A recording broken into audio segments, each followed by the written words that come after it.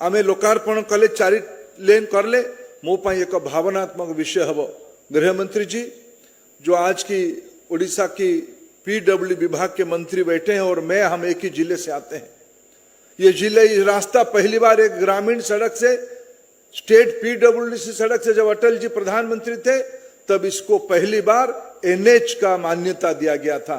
उस समय में 90s की अंतिम दशकों में 2001-2 में जो एक कच्ची सड़क एनएचआई में परिवर्तित हुई, आज प्रधानमंत्री नरेंद्र मोदी जी की नेतृत्व में वो 4 लेन की राष्ट्रीय महामार्ग बन रहा है। इसकी लोकार्पण के लिए आप आए हैं और एक प्रकार से मेरे गांव को आप रास्ता देने के लिए आए हैं। मैं मेरे जिले की ओर से भी आपका आभार प्रकट करता हूं।